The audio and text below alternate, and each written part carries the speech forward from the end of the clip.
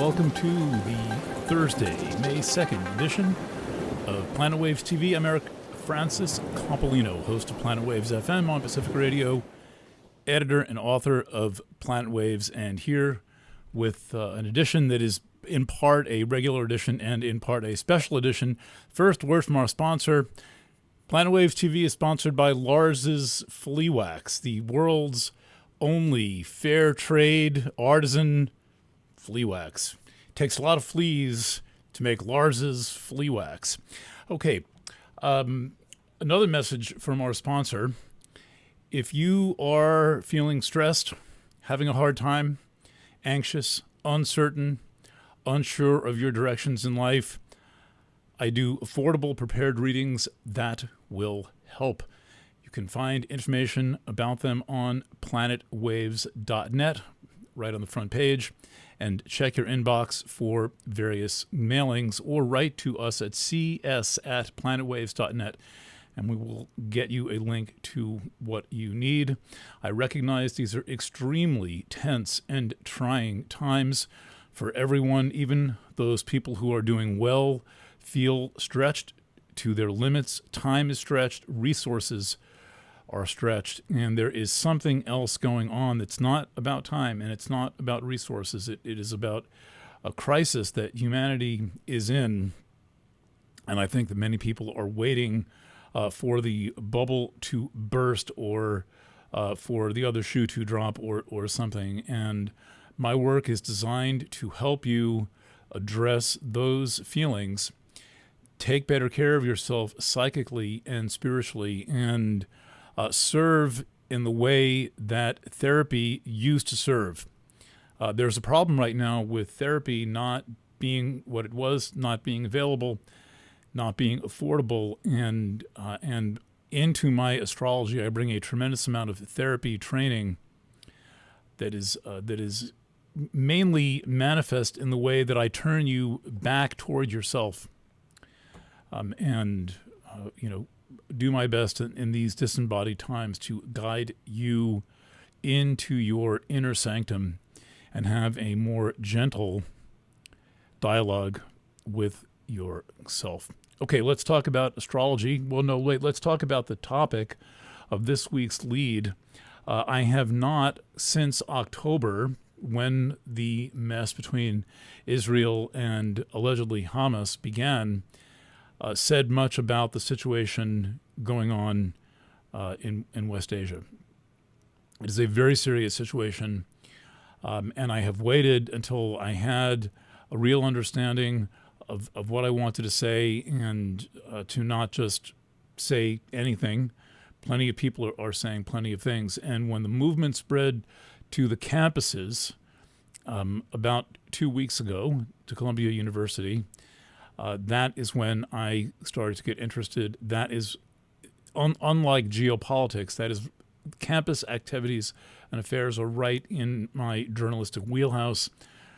I have spent God knows how many years covering campuses, mostly public universities in New York State, and the history of the student movement. And so I have now produced an article that covers the anti-occupation ceasefire demand and calls for the end of genocide from the angle of what's going on particularly two campuses, Columbia University down in Manhattan, which is the epicenter of the situation, and then SUNY New Paltz, a campus about 20 minutes away from where I live, where I formerly had a statewide and citywide news service that coordinated all the student newspapers in the state university and the city university systems, and a tent occupation, kind of a tent, they're calling them encampments, was set up on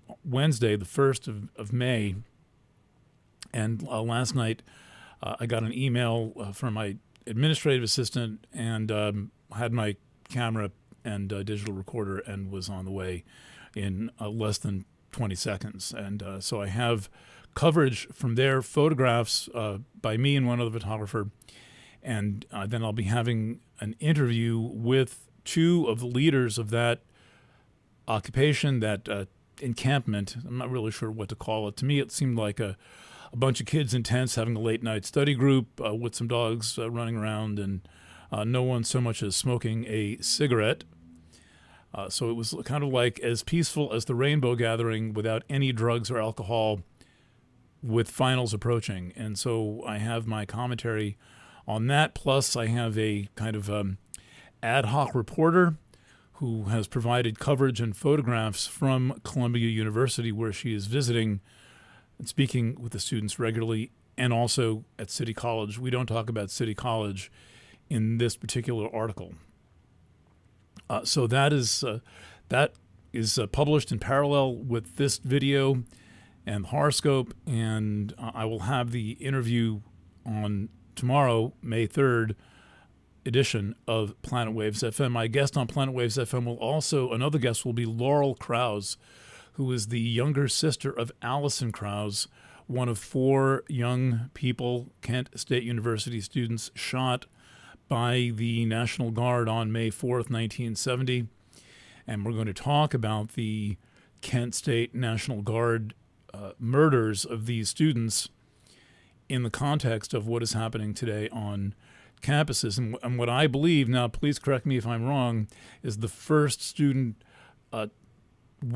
nationwide student movement since Kent State University. So that is in the article, and I've got my analysis of the chart for the encampment being set up at Columbia University on the 17th at about 4 o'clock in the morning. So that will be there, and I may do a separate video on that chart as well. We'll see time and practical conditions permitting. Okay, so in terms of the astrology that I want to cover, we're going to work our way into an event that's coming up in only 5 days from the time I'm recording, and I'm making this recording May 2nd at 4:20 p.m. Happy 4:20, everyone. And we're going to work our way toward the Beltane New Moon chart. That's the Taurus full moon. Here you can see that there. But I want to start with where the planets are now and give you a sense of why things are so intense. Now, for weeks, months ahead of the April 8th eclipse, I worked up to coverage of that event. And this occurred during Mercury retrograde. Mercury stationed direct a week ago, but it takes about 3 weeks for the Mercury retrograde to fully work itself out.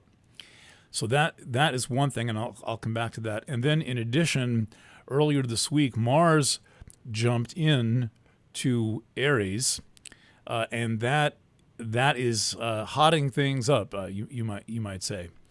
And so we have 2 inner planets working the Aries territory that is already fully engaged by, first of all, the fact that an eclipse, a massive eclipse viewed by millions of people, happened on the 8th, and the eclipse was conjunct super intensifying, highly focusing, healing, crisis-oriented Chiron to the arc minute.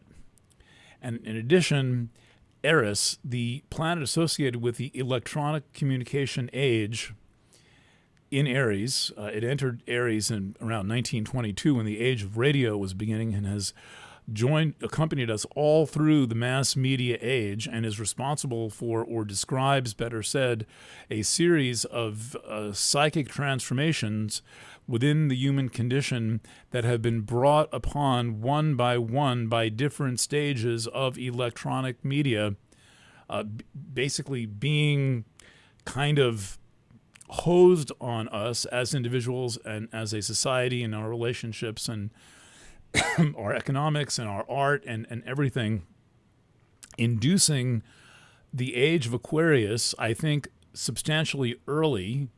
The sidereal vernal point is nowhere near the first star in the constellation Aquarius, and it's going to be another something like 700 years before it clears the last star. 300 years till it reaches the first star in Aquarius, 700 years till it clears the last star in Pisces. So we are living through a very different Aquarian age than the one that the books on my shelf over there by Blavatsky and Alice Bailey promised, and all the New Age teachings that we've all imbibed over the years about this wonderful time of peace and love that is coming. Well, what we are getting is an electrically. Oops, sorry, I've got Siri. Speaking of electrically, I've got Siri spying on me. What the hell do I do with this? I'm going to put her on airplane mode. So you can't even talk about the digital age without the digital age talking right back to you. And maybe this phone is piping information right into some high-tech company in Israel. Okay, so where was I? So we have Chiron and Eris, long-term visitors to Aries, but then we have the eclipse that happened conjunct Chiron. We've had Mercury retrograde going back and forth over all of these placements in Aries, and that's not over yet, and now Mars has jumped into Aries and is about to cross that entire territory today. It's only at degree 2, and it was on the Aries point for much of the week. Now it is in degree 0141, exactly opposite M87, a massive galaxy in the second degree of Libra. Let's get the chart out and talk about that. And we wonder why a degree of the horoscope, such as the first degree of Aries, second degree of Aries, and all the offshoots and different parts of the zodiac, can have such a powerful effect of the personal and the collective and the public to kind of intertwining one another. Part of that is no doubt associated with the presence of this massive galaxy called M87. Type it into Google and get a look at it. It's a big, round, it's not a spiral galaxy, and it's got a big, round, massive galaxy like 4 times the size of the Milky Way with a gas jet coming out of it. So that is located at about 1.5 degrees of Libra. And Mars right now is at 1 degree, 141, so that's 2 degrees of Aries. And while Mercury is making its way back over the North Node and back over Chiron and back over Eris, retracing all the steps of where it was for the last 2 months, setting off all of those old charts and like creating a lot of replay and intensity and just drama and fuss and this sense that time is stretched and like, what the hell is going on? It's not just you. It's worth asking the question, what the hell is going on? Well, what's going on is digital. What's going on is that the world has been completely infiltrated, infested, overlaid, overplayed, overstayed by the digital environment, and it's completely morphed with it to the point where we don't know where we are. There's only one solution to that, which is to be fully alive in the digital and fully alive outside the digital. This is not easy because there is so much tension between the two. As I've said several times, that I feel most palpably the tension between the two as the distance between me and my guitar and amp, which is just across the room a little ways. So Mercury is going to be moving back over Chiron. It's exactly conjunct Chiron at the new moon. Then it's conjunct Eris. And this is a chance to tune in and figure out what the heck is going on and to keep track of the ways you have been completely rearranged by all of this overexposure, unquestioned overexposure to the digital realm. Someday soon, do I have the chart for the iPhone up here? No, I have the ARPANET chart hanging on the wall there. I can't turn the camera toward it. ARPANET, very important, the founding of the internet. And the iPhone chart, those are worth a video. That could get quite a few clicks on YouTube. So additionally, Mars is not only opposite M87, it's only going to be exactly opposite for less than 12, 14 more hours, is going to work its way all the way across Aries, and it's going to make significant conjunctions to the moon's north node in Aries, right at the midpoint of Aries, then to Chiron, then to Eris, making other aspects as it goes along. Additionally, we are still living with the tension, beautiful though it may be, of the conjunction of Jupiter and Uranus. That was on 420. That was only 12 days ago. And as of right now, the sun is walking up toward Uranus. It gets there in 10 days, and then it's going to form a conjunction to Jupiter. I must have looked at that chart somewhere, but I think I've got it upstairs. And so that is creating the sensation of a lot of tension in the air right now. And this is all centered, for the most part, in Aries and Taurus. And so be prepared for this. I will continue to cover these events and developments ongoing. And by cover them, I mean tune into what the psychic imprinting is, what the likely developments in the culture are. And I do this through these videos, through the Planet Waves horoscope, through Planet Waves FM, and through some audio podcasts. I try to get into as many places as possible and reach you by different ways through one of these media that will actually make contact with you inwardly and help you wake up, not just generally wake up, but to like figure out where you are. Like that's what waking up, I think, means, waking up to where and when you are. And we are in a very, very strange right now. So this chart is cast for about 3:52. I'm reading it about 4:29. By now, where I'm sitting, Libra is rising. Planet Waves will probably go out at the very end of Libra rising today, suitable enough with all of this mishigas here in Aries. I mean, just behold this alignment still just as, I don't know, where the heck did my chart for, here it is. Yeah, is this it? Let's see. Got a lot of charts in this office. This is a Pisces New Moon chart from back in March. Babe Ruth, the discovery of Chiron, but not the supermassive eclipse conjunct Chiron of 4/8. We're still vibrating from that. The world is still vibrating from that. Honestly, I mean it. An eclipse like that, the world will shake for months, and that degree will be sensitive for years. That degree, 20 Aries, is going to keep showing up in charts. And you can tell that it's the eclipse because of how the theme of the event with a planet in the degree or whole aspect pattern activating the degree of the eclipse says the same thing as the eclipse.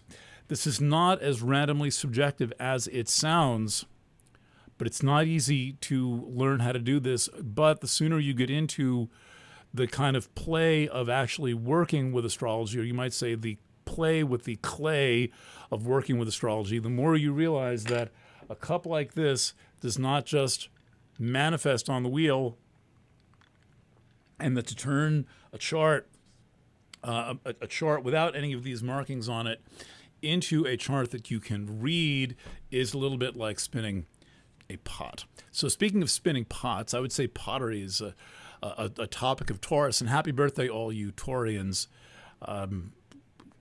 Birthday reading coming soon. It's been a little challenging. We have the new moon in Taurus on May 7th. I'm calling this the Beltane New Moon.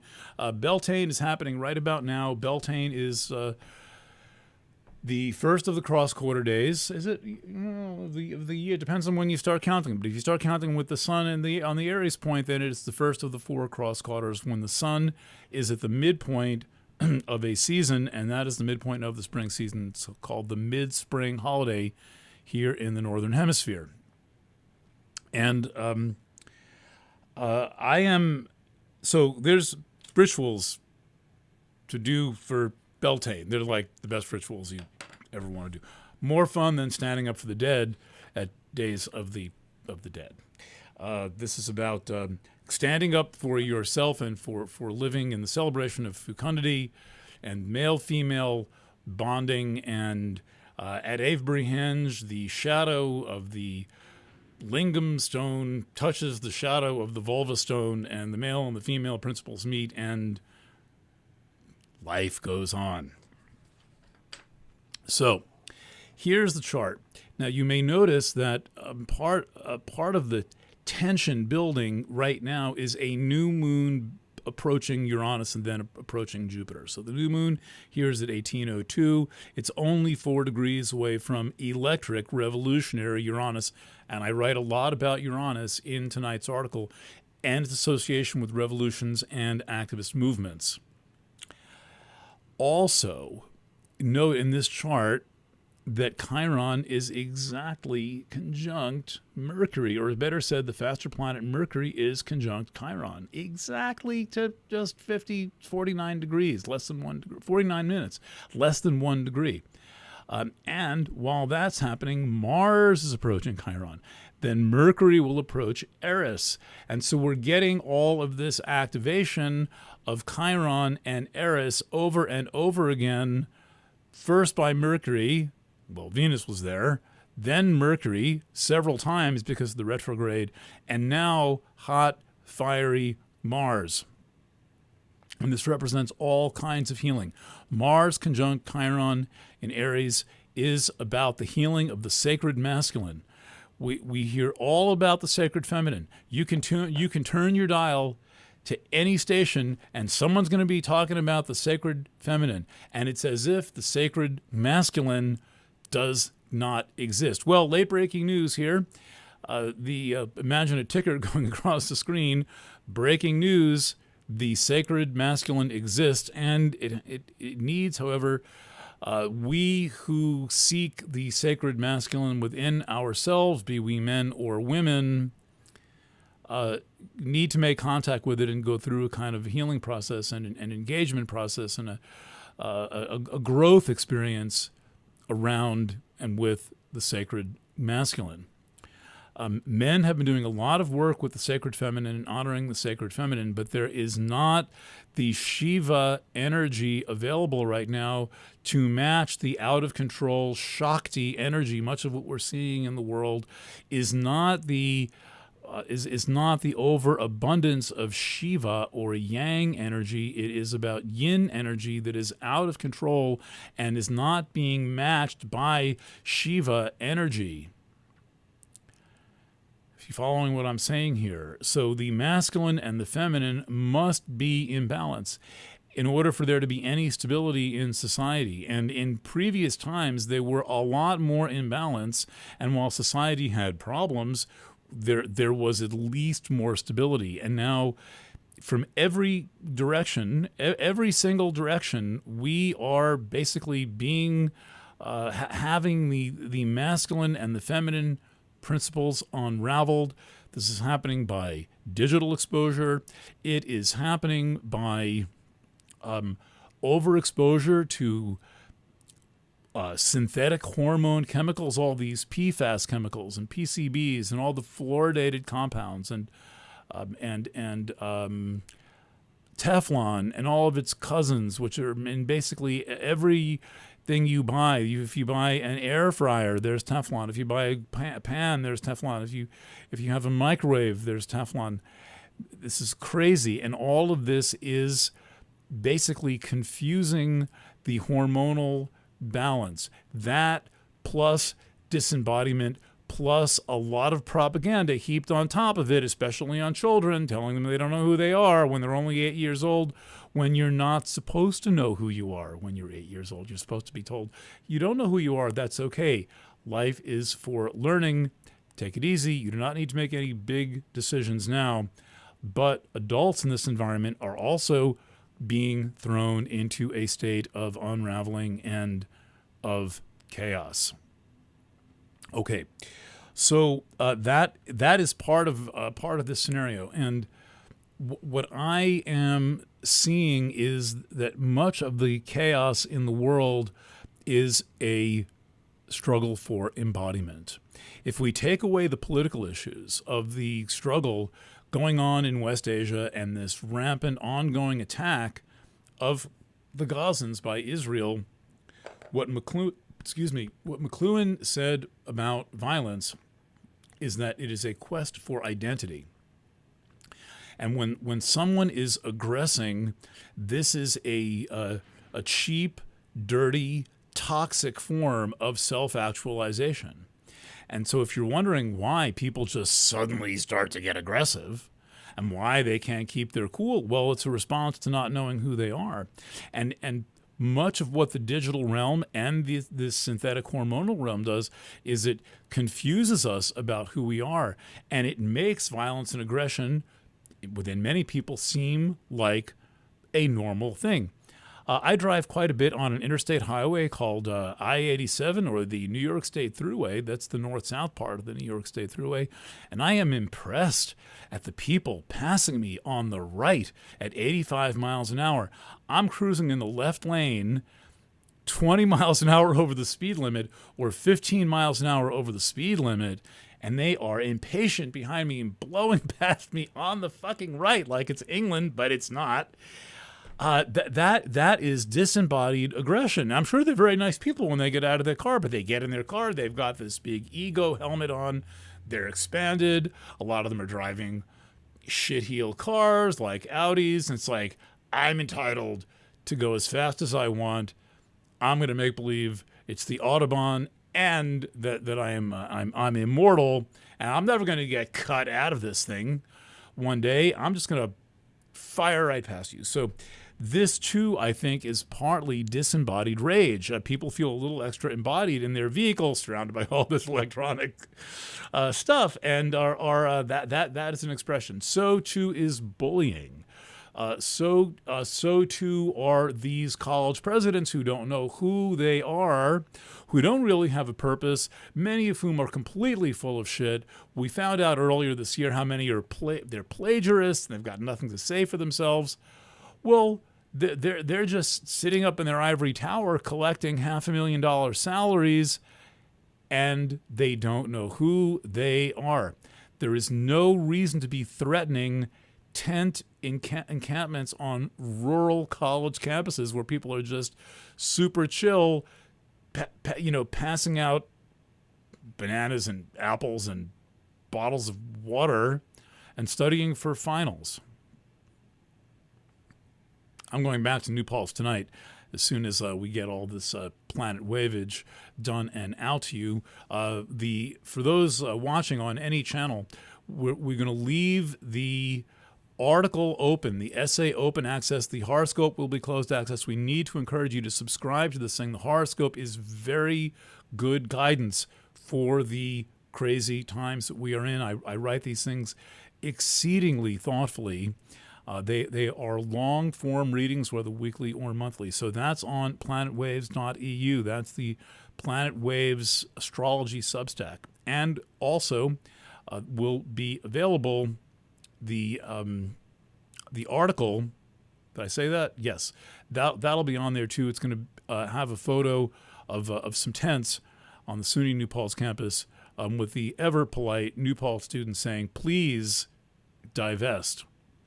I leave you on that note. I'm looking forward to a spectacular edition of Planet Waves FM. I'll look for that by 7 o'clock Eastern Time on Friday. You can pretty much be sure it's going to be 7 o'clock because I'm going to get back in my car and drive down aforementioned New York State Thruway, one exit to New Paltz, and will be found, if you're looking for me, on a picnic table off to the edge of the encampment with my camera and my digital recorder on the SUNY New Paltz campus.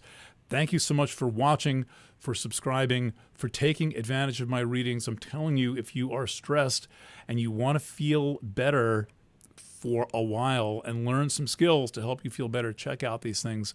I love doing them. And I love the results. Okay, now for real, officially signing off one more time. Don't forget Lars's Flea Wax, Lars's original artisan fair trade flea wax. It takes a lot of fleas to make Lars's Flea Wax. Lots of love, and bye for now.